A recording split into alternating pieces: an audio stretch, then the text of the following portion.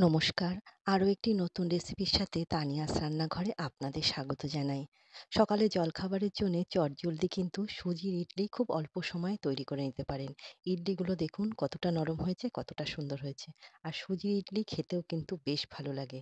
একটু গরম রয়েছে, দেখুন ভাঙতে অসুবিধে হচ্ছে কিন্তু খুব নরম হয়েছে। আর তার সাথে আছে একটা বাদামের চাটনি। চাটনি রেসিপিটা আমি অন্য একদিন আপনাদের সঙ্গে শেয়ার করব। তাহলে চলুন রেসিপিটা দেখে নেওয়া যাক। সুজির ইডলি তৈরি করার জন্যে আমি একটা বোল নিয়েছি, তাতে নিচ্ছি ১ কাপ সুজি। ওই একই কাপের ১ কাপ টক দই আর স্বাদ অনুসারে এর মধ্যে নুন দিয়েছি, কিন্তু নুনের লিপটা মিস হয়ে গেছে। আর ১ কাপ দিলাম জল, দিয়ে এবার সমস্ত কিছু খুব ভালো করে মিশিয়ে নিচ্ছি।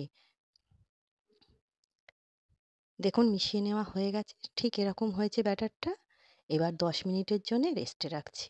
ঢাকা দিয়ে রেখে দিলাম। গ্যাস ওভেন অন করে একটা কড়াইয়ের মধ্যে জল দিয়েছি, তাতে ১ টুকরো লেবু দিলাম, তাতে কড়াইটা কালো হবে না। এবার ঢাকা দিয়ে জলটা গরম হতে দিলাম। ১০ মিনিট হয়ে গেছে, ব্যাটারটা চেক করব। দেখুন সুজিটা অনেকটাই ফুলে গেছে।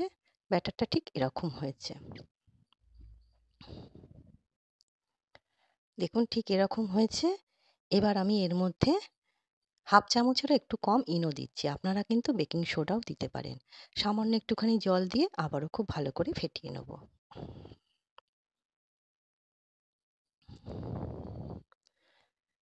ব্যাটারটা একদম রেডি ইডলি তৈরি করার জন্যে। ব্যাটারটা দেখুন ঠিক এরকম হয়েছে। একটা ইডলি স্ট্যান্ড নিয়েছি, আজকে আমি ইডলিগুলো ইডলি স্ট্যান্ডে করছি। সামান্য করে একটুখানি তেল দিচ্ছি, দিয়ে একটা ব্রাশের সাহায্যে তেলগুলো খুব ভালো করে ব্রাশ করে নেব। তাহলে কি হবে, ইডলিটা খুব সহজেই তোলা যাবে, ইডলি তুলতে কোনো অসুবিধে হবে না। এটা রিফাইন অয়েল। তেলটা ব্রাশ করে নিলাম।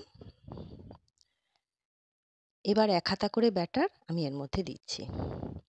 ভিডিওটা দেখে যদি আপনাদের ভালো লাগে তাহলে অবশ্যই লাইক, কমেন্ট, শেয়ার আর সাবস্ক্রাইব করবেন। যে সকল বন্ধুরা ফেসবুক থেকে দেখছেন, একটা লাইক দিয়ে পেজটিকে অবশ্যই ফলো করবেন। আপনারা চাইলে কিন্তু বাড়ির যেকোনো বাটিতে ইডলি ভাপিয়ে নিতে পারেন। ইডলি ভাপাতে কিন্তু স্ট্যান্ডের প্রয়োজন নাও হতে পারে। দেখুন জলটা বেশ ফুটে উঠেছে, এবার ইডলি স্ট্যান্ডটা আমি এর মধ্যে বসিয়ে দিচ্ছি। দিয়ে ঢাকা দিয়ে ৮ থেকে ১০ মিনিট আমি ভাপিয়ে নেব। প্রথম ৫ মিনিট আমি একটু গ্যাসের ফ্লেমটা বাড়িয়ে রেখেছিলাম। তারপরে কিন্তু মিডিয়ামে করে দিয়েছিলাম। দেখুন ৮ মিনিট পর আমি ঢাকাটা খুললাম। ইডলিটা হয়ে গেছে, তবুও আমি একটা ছুরির সাহায্যে চেক করে নিচ্ছি। দেখুন ছুরির গায়ে একদম লেগে নেই। ইডলি কিন্তু তৈরি হয়ে গেছে। নামিয়ে নিয়েছি। একটা বাটির মধ্যে একটু জল নিলাম। জলের মধ্যে একটা চামচ এইভাবে চুবিয়ে নিয়ে ইডলিটা তুলছি। এইভাবে কিন্তু ইডলি তুললে খুব সহজেই ইডলি উঠে আসে। ইডলি তুলতে কোনো সমস্যা হয় না। দেখুন কত সহজে ইডলিটা আমি তুলে নিচ্ছি। আর ইডলিগুলো দেখে আপনারা বুঝতেই পারবেন কতটা নরম হয়েছে আর কতটা সুন্দর হয়েছে। আর ঠান্ডা হলেও কিন্তু ইডলি শক্ত হয়ে যাবে না, আমি আপনাদের সেটাও দেখিয়ে দেবো। দেখুন কতটা সুন্দর হয়েছে। সুজির ইডলি খেতেও কিন্তু বেশ ভালো লাগে। আর তৈরি করতে কিন্তু খুব জোর হলে ১৫ থেকে ২০ মিনিট, এর বেশি সময় কিন্তু লাগে না।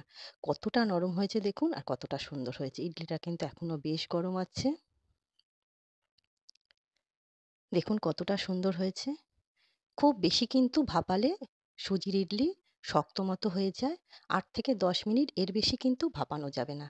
এই ৮ থেকে ১০ মিনিটের মধ্যে সুজির ইডলি ভাপাবেন, দেখবেন ইডলি কখনোই শক্ত হবে না, বেশ নরম থাকবে আর খেতেও কিন্তু বেশ ভালো লাগবে। আমি ১৫ মিনিট পর ঠান্ডা হয়ে গেছে ভালো মতো, আমি আপনাদের সুজির ইডলিটা দেখিয়ে দিচ্ছি। দেখুন কতটা এখনো নরম রয়েছে আর কতটা সুন্দর রয়েছে। একদম কিন্তু শক্ত হয়ে যায়নি। বাদামের চাটনির সঙ্গে পরিবেশন করেছিলাম। আপনারাও এইভাবে সুজির ইডলি তৈরি করে দেখুন, আশা করছি আপনাদেরও বেশ ভালো হবে। মাপ যদি ঠিক থাকে আর যদি ঠিকমতো সময় নিয়ে ভাপানো হয়, তাহলে কিন্তু সুজির ইডলি বেশ নরমই থাকে। দেখুন আমি হাত দিয়ে ছিঁড়ছি, কত সহজেই ছিঁড়ে যাচ্ছে।